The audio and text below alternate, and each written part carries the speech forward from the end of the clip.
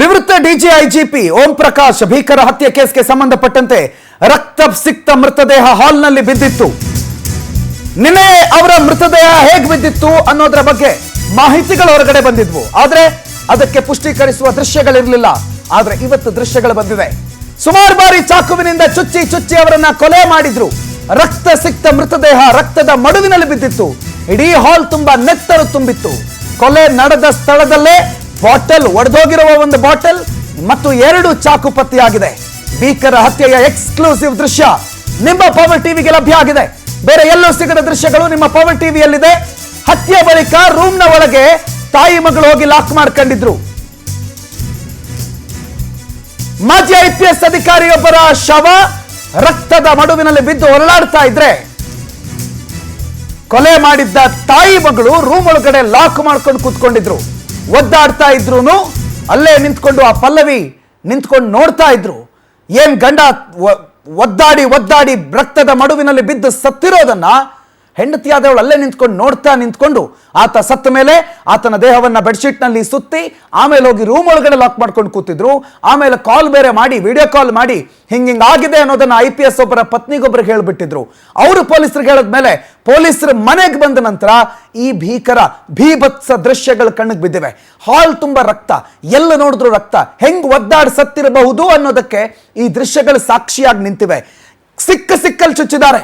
ಹೊಟ್ಟೆ ಎದೆ ಭಾಗದಲ್ಲಿ ಚುಚ್ಚಿದ್ದಾರೆ, ಕತ್ತಿನ ಭಾಗದಲ್ಲಿ ಚುಚ್ಚಿದ್ದಾರೆ, ತಲೆ ಬುರುಡೆಗೂ ಚುಚ್ಚಿದ್ದಾರೆ. ಅಂದ್ರೆ ಜೀವ ಇರೋ ಸಂದರ್ಭದಲ್ಲೇ ಚುಚ್ಚಿ ಹಿಂಸೆ ಕೊಟ್ಟು ರಕ್ತಸ್ರಾವ ಆಗಿ ಜೀವಕ್ಕೋಸ್ಕರ ಒದ್ದಾಡಿ ಓಂ ಪ್ರಕಾಶ್ ಸಾವನ್ನಪ್ಪಿದ್ದಾರೆ ಅನ್ನೋದು ಬಹಳ ಸ್ಪಷ್ಟವಾಗಿ ಗೊತ್ತಾಗುತ್ತೆ. ಆ ದೃಶ್ಯಗಳನ್ನು ನೋಡಿದ್ರೆ ಎಂಥವರಿಗೂ ಒಂದು ಕ್ಷಣ ಆಘಾತ ಆಗುತ್ತೆ. ಭೀಭತ್ಸ ದೃಶ್ಯಗಳು ಕೇವಲ ನಿಮ್ಮ ಪವರ್ ಟಿವಿಯಲ್ಲಿ ಮಾತ್ರ ಲಭ್ಯ ಇದೆ. ಆ ದೃಶ್ಯಗಳನ್ನು ನಿಮ್ಮ ಮುಂದೆ ನಾವು ಇಟ್ಟಿದ್ದೀವಿ, ಆದ್ರೆ ತೋರಿಸೋದಕ್ಕಾಗಲ್ಲ, ಬಹಳ ಭೀಭತ್ಸವಾಗಿದೆ. ವೆಂಕಟೇಶ್ ಬಗ್ಗೆ ಹೆಚ್ಚಿನ ಮಾಹಿತಿ ಕೊಡ್ತಾರೆ, ನೇರ ಸಂಪರ್ಕದಲ್ಲಿ ಜಾಯ್ನ್ ಆಗಿದ್ದಾರೆ. ವೆಂಕಟೇಶ್, ಕೆಲವೊಂದು ಕ್ರೈಮ್ ಸ್ಪಾಟ್ಗಳನ್ನ ಅಲ್ಲಿನ ಪರಿಸ್ಥಿತಿಗಳನ್ನು ನೋಡಿದಾಗ ಬಹಳ ಸ್ಪಷ್ಟವಾಗಿ ಗೊತ್ತಾಗುತ್ತೆ ಅದು ಹೇಗಾಯ್ತು, ಏನೇನಾಗಿರಬಹುದು ಅನ್ನೋದು. ಈಗ ಓಂ ಪ್ರಕಾಶ್ ಅವರ ಮೃತದೇಹದ ವಿಡಿಯೋಗಳ ಹೊರಗಡೆ ಬಂದಿದೆ. ಏನ್ ಅನ್ಸುತ್ತೆ ಈ ದೃಶ್ಯಗಳನ್ನು ನೋಡಿದಾಗ ಆಸ್ ಅ ಕ್ರೈಮ್ ರಿಪೋರ್ಟರ್? ಪ್ರಣತ್, ನಿಜಕ್ಕೂ ಈ ಒಂದು ದೃಶ್ಯಗಳನ್ನು ನೋಡಿದ್ರೆ ಅವರ ಮನಸ್ಥಿತಿ ಎಷ್ಟು ಕ್ರೌರ್ಯ ಮತ್ತು ಬೀಭತ್ಸವಾಗಿತ್ತು ಅನ್ನೋದು ಕೂಡ ಇಲ್ಲಿ ಗೊತ್ತಾಗ್ತಾ ಇರುವಂಥದ್ದು. ಸಾಕಷ್ಟು ಕ್ರೈಮ್ಗಳನ್ನು ಕೂಡ ನಾವು ನೋಡಿರ್ತೇವೆ. ಅಂದರೆ ರೌಡಿ ಶೀಟರ್ಗಳ ಮರ್ಡರ್ ಆಗಿರಬಹುದು, ಕೆಲವೊಂದು ಹಣಕಾಸು ಅನೈತಿಕ ಸಂಬಂಧಕ್ಕೆ ಸಂಬಂಧಪಟ್ಟಂತೆ ಕೂಡ ಹತ್ಯೆಗಳು ಕೂಡ ಆಗಿರುವುದನ್ನು ಕಂಡಿದ್ದೇವೆ. ಆದರೆ ಇಲ್ಲಿ ಹೆಂಡತಿಯೇ ಗಂಡನನ್ನು ಇಷ್ಟು ಭೀಕರವಾಗಿ ಹತ್ಯೆ ಮಾಡ್ತಾರೆ ಅಂತ ಹೇಳಿದ್ರೆ ಅವರ ಮನಸ್ಥಿತಿ ಎಷ್ಟರ ಮಟ್ಟಿಗೆ ಇತ್ತು ಅನ್ನೋದು ಕೂಡ ಇಲ್ಲಿ ಸ್ಪಷ್ಟವಾಗಿ ಗೊತ್ತಾಗ್ತಾ ಇರುವಂಥದ್ದು. ಆ ಹಿನ್ನೆಲೆಯಲ್ಲಿ ನಿನ್ನೆ ಕೂಡ ಮಧ್ಯಾಹ್ನ ಸುಮಾರು ಒಂದು 2 ಗಂಟೆಯ ಸುಮಾರಿಗೆ ಊಟಕ್ಕೆ ಕೂತಂತಹ ವೇಳೆಯಲ್ಲಿ ಇಬ್ಬರ ನಡುವೆ ಕೂಡ ಜಗಳ ಆಗಿದೆ. ಆ ಜಗಳ ಆದಂತಹ ಸಂದರ್ಭದಲ್ಲಿ ಕಣ್ಣಿಗೆ ಕಾರದ ಪುಡಿಯನ್ನು ಎರಚಿ ಹತ್ಯೆಯನ್ನು ಮಾಡಿರುವಂಥದ್ದು. ಸುಮಾರು ದೇಹದ ನಾನಾ ಭಾಗಗಳಿಗೆ ಕೂಡ ಅವರು ಹತ್ಯೆಯನ್ನು ಮಾಡಿದ್ದಾರೆ. ಹತ್ಯೆಯಾದ ನಂತರ ಕಾರದ ಪುಡಿಯನ್ನು ಎರಚಿದ್ದಾರೆ ಮತ್ತು ಆಯಿಲ್ ಏನಿದೆ ಅದನ್ನು ತಂದು ಫ್ಲೋರ್ ಮೇಲೆ ಹಾಕಿದಂಥ ಸಂದರ್ಭದಲ್ಲಿ, ಯಾಕಂದರೆ ಅವರು ತಪ್ಪಿಸ್ಕೊಳ್ಬಾರ್ದು, ಇಲ್ಲಿಂದ ಆಚೆಗಡೆ ಹೋಗಬಾರ್ದು ಅನ್ನುವಂಥ ನಿಟ್ಟಿನಲ್ಲಿ ಕೂಡ ಅವರು ಹಲ್ಲೆಯನ್ನು ಮಾಡಿದ್ದಾರೆ. ತಕ್ಷಣ ಅವರು ಕೆಳಗಡೆ ಬಿದ್ದಂಥ ವೇಳೆಯಲ್ಲಿ ಮತ್ತೊಮ್ಮೆ ಅವರ ಒಂದು ಕುತ್ತಿಗೆಯ ಭಾಗಕ್ಕೂ ಕೂಡ ಚಾಕುವಿನಿಂದ ಹಿರಿದಿದ್ದಾರೆ. ಅದಾದ ನಂತರ ಅವರು ಇನ್ನೂ ಉಸಿರಾಡ್ತಾ ಇದ್ದಾರೆ ಅಂತ ಹೇಳಿ ಅವರಿಗೆ ಕನ್ಫರ್ಮ್ ಆದಂಥ ವೇಳೆಯಲ್ಲಿ ಅವರ ಕುತ್ತಿಗೆ ಭಾಗಕ್ಕೆ ಮತ್ತೊಮ್ಮೆ ಅವರು ಚುಚ್ಚಿರುವಂಥದ್ದು. ಅದಾದ ಬಳಿಕ ಬೆಡ್ಶೀಟಿಂದ ಅವರ ದೇಹವನ್ನು ಸುತ್ತಿದ್ದಾರೆ. ಇಷ್ಟೆಲ್ಲ ಆಗ್ತಾ ಇದ್ರು ಕೂಡ ಮಗಳು ಕೃತಿ ಕೂಡ ಅಲ್ಲೇ ಇರುವಂಥದ್ದು. ಈ ಹತ್ಯೆ ಆದ ಸಂದರ್ಭದಲ್ಲಿ ಕೂಡ ಅವರು ಫೋನನ್ನು ಮಾಡಿ ವಿಚಾರವನ್ನು ತಿಳಿಸ್ತಾರೆ. ವಿಚಾರವನ್ನು ತಿಳಿಸಿದ ನಂತರ ಪೊಲೀಸರು ಬಂದಂಥ ವೇಳೆಯಲ್ಲಿ ಕೂಡ ಒಳಗಡೆ ಅವರು ರಂಪಾಟವನ್ನು ಮಾಡ್ತಾರೆ. ಅಂದರೆ ಆರಂಭದಲ್ಲಿ ಪತ್ನಿ ಕೂಡ ಹತ್ಯೆಗೆ ಸಂಬಂಧಪಟ್ಟಂತೆ ಕೂಡ ಮಾಹಿತಿಗಳನ್ನು ಹಂಚ್ಕೊಳ್ತಾರೆ. ಆದರೆ ಕೃತಿ ಏನಿದ್ದಾರೆ ಇವರು ಮನೆಯ ಒಳಗಡೆ ಹೋಗಿ ಡೋರ್ ಲಾಕ್ ಮಾಡ್ಕೊಳ್ತಾರೆ. ಪೊಲೀಸರು ಅವ್ರನ್ನ ವಶಕ್ಕೆ ಪಡೆಯುವಂತಹ ಸಂದರ್ಭದಲ್ಲಿ ಸಾಕಷ್ಟು ಹರಸಾಹಸನ ಪಡಬೇಕಾಗುತ್ತೆ. ಅವ್ರನ್ನ ಮನವೊಲಿಸುವ ಒಂದು ಪ್ರಯತ್ನವನ್ನು ಮಾಡಿದ್ರು ಕೂಡ ಅವರು ಹೊರಗಡೆ ಬರೋದಿಲ್ಲ. ಈ ಒಂದು ದೃಶ್ಯವನ್ನು ನಾವು ನೋಡೋದಾದರೆ ಅವ್ರನ್ನ ಚುಚ್ಚಿದಂಥ ಸಂದರ್ಭದಲ್ಲಿ ಅವರ ರಕ್ತದ ಮಡುವಿನಲ್ಲಿ ಬಿದ್ದು ಒದ್ದಾಡಿರ್ತಾರೆ. ಸ್ಲಿಪ್ಪರ್ ಒಂದು ಕಡೆ ಬಿದ್ದಿರುತ್ತೆ, ಒಂದು ಕಡೆ ಬಾಟಲ್ ಬಿದ್ದಿರುತ್ತೆ, ಮತ್ತು ಅವರ ದೇಹ ಒಂದು ರೀತಿ ರೌಂಡ್ ಅಪ್ ಆಗಿ ಕೂಡ ಬಿದ್ದಿರುತ್ತೆ. ರಕ್ತವು ಕೂಡ ಸಾಕಷ್ಟು ಹರಿದಿರುವಂಥದ್ದು, ತೀವ್ರ ರಕ್ತಸ್ರಾವವಾಗಿ ಅವರು ಸ್ಥಳದಲ್ಲೇ ಮೃತಪಟ್ಟಿರುವಂಥದ್ದು. ಘಟನೆಗೆ ಸಂಬಂಧಪಟ್ಟಂತೆ ಏನು ಒಂದು ಹೊಯ್ಸಳಗೆ ಕರೆ ಬರುತ್ತೆ. ಹೊಯ್ಸಳ ಪೊಲೀಸರು ಕೂಡ ಹೊರಗಡೆ ಬಂದಂಥ ಸಂದರ್ಭದಲ್ಲಿ ಆರಂಭದಲ್ಲಿ ಅವರಿಗೆ ಯಾರು ಕೊಲೆ ಮಾಡಿದ್ದಾರೆ ಅನ್ನೋದು ಕೂಡ ಗೊತ್ತಾಗಲ್ಲ. ಅಂದರೆ ಇಲ್ಲಿ ಹತ್ಯೆ ಆಗಿದೆ ಅನ್ನೋದ್ರ ಮಾತ್ರ ಗೊತ್ತಾಗುತ್ತೆ. ಯಾರೋ 4-5 ಜನ ಬಂದು ಹತ್ಯೆ ಮಾಡಿ ಹೋಗಿದ್ದಾರೆ ಅನ್ನುವಂಥ ಸಂಶಯ ಕೂಡ ಪೊಲೀಸರಿಗೆ ಇರುತ್ತೆ. ಅದಾದ ಬಳಿಕ ಅವರು ಮನೆ ಒಳಗಡೆ ಕೀರಾಟ ಕೂಡದಂಥ ಸಂದರ್ಭದಲ್ಲಿ ಹೋಗಿ ನೋಡ್ತಾರೆ. ಆ ಸಂದರ್ಭದಲ್ಲಿ ತಾಯಿ ಮಗಳೇ ಹತ್ಯೆ ಮಾಡಿರುವಂಥದ್ದನ್ನು ಕಂಡು ಒಂದು ಕ್ಷಣ ಪೊಲೀಸರು ಕೂಡ ಶಾಕ್ ಆಗಿರುವಂಥದ್ದು. ಘಟನೆಗೆ ಸಂಬಂಧಪಟ್ಟಂತೆ ನಿನ್ನೆ ಅವರನ್ನು ವಶಕ್ಕೆ ಪಡೆದಿದ್ದಾರೆ. ಇವತ್ತು ಸಾಂತ್ವನ ಕೇಂದ್ರಕ್ಕೆ ಕರ್ಕೊಂಡು ಬಂದು ವಿಚಾರಣೆ ಮಾಡುವಂಥ ಕೆಲಸವನ್ನು ಮಾಡ್ತಾ ಇದ್ದಾರೆ. ಆದರೆ ಇದುವರೆಗೂ ಕೂಡ ಪೊಲೀಸರ ಒಂದು ವಿಚಾರಣೆಗೆ ಯಾವುದೇ ರೀತಿಯಾದಂಥ ಸಹಕಾರವನ್ನು ಕೊಡ್ತಾ ಇಲ್ಲ. ಸೊ ಬೆಳಗ್ಗೆ ಬಂದಂಥ ಸಂದರ್ಭದಲ್ಲೂ ಕೂಡ ಅವರು ಪೊಲೀಸರಿಗೆ ಏರು ಧ್ವನಿಯಲ್ಲೇ ಮಾತಾಡ್ತಾ ಇದ್ರು. ಆದರೂ ಕೂಡ ಅವರನ್ನ ಮನವೊಲಿಸಿ ಕರ್ಕೊಂಡು ಹೋಗಿದ್ದಾರೆ. ಇವತ್ತು ನ್ಯಾಯಾಲಯದ ಮುಂದೆ ಅವರನ್ನು ಹಾಜರುಪಡಿಸಿ ಮತ್ತೆ ಕಸ್ಟಡಿಗೆ ಪಡೆದುಕೊಂಡು ವಿಚಾರಣೆ ಮಾಡುವಂಥ ಕೆಲಸವನ್ನು ಕೂಡ ಮಾಡುವಂಥದ್ದನ್ನು ಈಗ ಪೊಲೀಸರು ಮುಂದುವರಿಸಿರುವಂಥದ್ದು. ಪ್ರಣುತ್. ವೆಂಕಟೇಶ್, ಮತ್ತೆ ನಿಮ್ಮ ಹತ್ರ ಮಾತಾಡಿಸ್ತೀನಿ, ಇನ್ನಷ್ಟು ಅಪ್ಡೇಟ್ಸ್ಗಳಿದೆ. ಇನ್ನೊಂದು ಕಡೆನಲ್ಲಿ ಈಗ FIR ದಾಖಲಾಗಿದೆ. ನಿವೃತ್ತ DGIGP ಓಂ ಪ್ರಕಾಶ್ ಭೀಕರ ಕೊಲೆ ಪ್ರಕರಣಕ್ಕೆ ಸಂಬಂಧಪಟ್ಟಂತೆ FIR ದಾಖಲಾಗಿದೆ.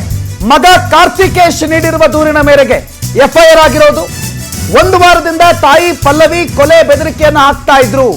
ಕೊಲೆ ಬೆದರಿಕೆ ಹಿನ್ನೆಲೆಯಲ್ಲಿ ತಂಗಿ ಮನೆಗೆ ಓಂ ಪ್ರಕಾಶ್ ಹೋಗ್ಬಿಟ್ಟಿದ್ರು. ತಾಯಿಯೇ ಪದೇ ಪದೇ ಬೆದರಿಕೆ ಹಾಕಿದ್ರು, ಕೊಂದು ಬಿಡ್ತೀನಿ ಅಂತ. ಆ ಭಯದಿಂದ ತಂಗಿ ಮನೆಗೆ ಹೋಗ್ಬಿಟ್ಟಿದ್ರು ಓಂ ಪ್ರಕಾಶ್. ತಂಗಿ ಸರಿತಾ ಕುಮಾರಿ ಮನೆಗೆ ಅಂತ ಹೋಗ್ಬಿಟ್ಟಿದ್ರು.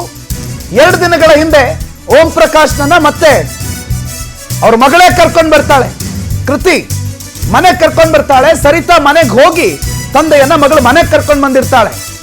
ತಾಯಿ ತಂಗಿ ಇಬ್ರು ಕೂಡ ಖಿನ್ನತೆಯಿಂದ ಬಳಲ್ತಾ ಇದ್ರಂತೆ. ಇಬ್ರು ಕೂಡ ತಂದೆಯನ್ನ ಕೊಲೆ ಮಾಡ್ತೀನಿ, ಪದೇ ಪದೇ ಅವ್ರಿಗೆ ನಿನ್ ಕೊಂದು ಬಿಡ್ತೀನಿ ಅಂತೆಲ್ಲ ಹೇಳ್ತಾ ಇದ್ರು, ಬೆದರಿಕೆ ಆಗ್ತಾ ಇದ್ರು.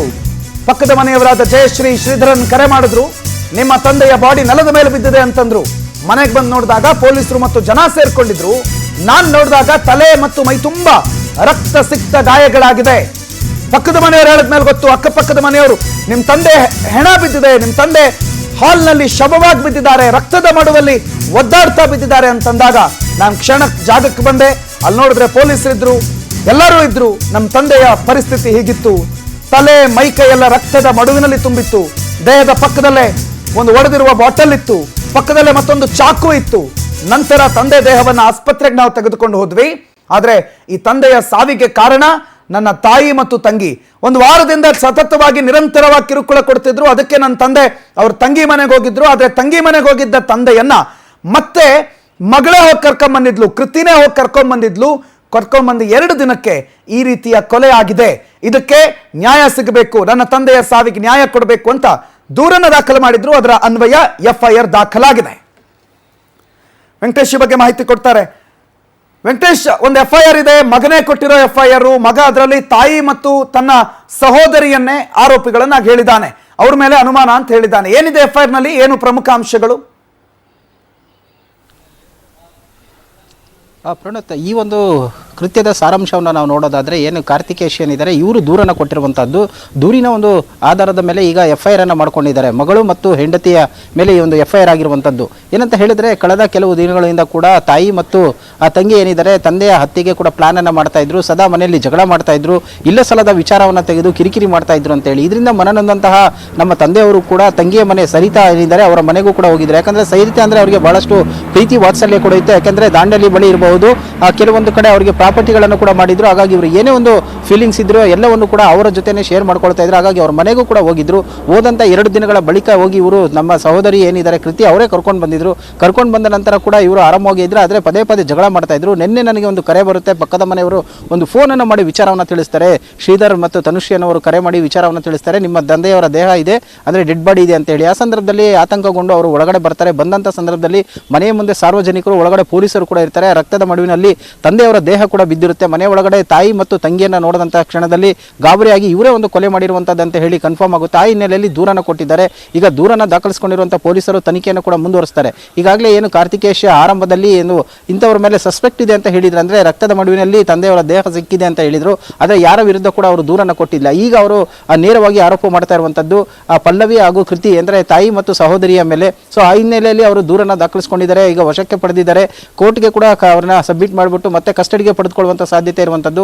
ಈಗ ಅವರ ಅಂತಿಮ ದರ್ಶನಕ್ಕೆ ಒಂದು ವ್ಯವಸ್ಥೆಯನ್ನು ಕೂಡ ಮಾಡಿರುವಂಥದ್ದು. ಈ ಒಂದು ದೂರಿನ ಆಧಾರದ ಮೇಲೆ ತನಿಖೆಯನ್ನು ಮಾಡ್ತಾ ಹೋಗ್ತಾರೆ. FSL ಟೀಮ್ ನಿನ್ನೆ ಈಗಾಗಲೇ ಬಂದೋಗಿದೆ. ಫಾರೆನ್ಸಿಕ್ ಟೀಮ್ ಇರಬಹುದು, ಎಲ್ಲವೂ ಕೂಡ ನಿನ್ನೆ ಬಂದು ವಿಚಾರಣೆಯನ್ನು ಮಾಡಿದ್ದಾರೆ ಮತ್ತು ಎವಿಡೆನ್ಸ್ಗಳನ್ನು ಕೂಡ ಕಲೆಕ್ಟ್ ಮಾಡ್ಕೊಂಡಿರುವಂಥದ್ದು. ಪ್ರಕರಣಕ್ಕೆ ಸಂಬಂಧಪಟ್ಟಂತೆ ಈಗ ಪೊಲೀಸರು ಕೂಡ ಇನ್ವೆಸ್ಟಿಗೇಷನ್ ಅನ್ನು ಮುಂದುವರಿಸಿರುವಂಥದ್ದು. ಪ್ರಣತ್, ಓಕೆ, ಥ್ಯಾಂಕ್ ಯು ವೆಂಕಟೇಶ್ ಮಾಹಿತಿಗೆ.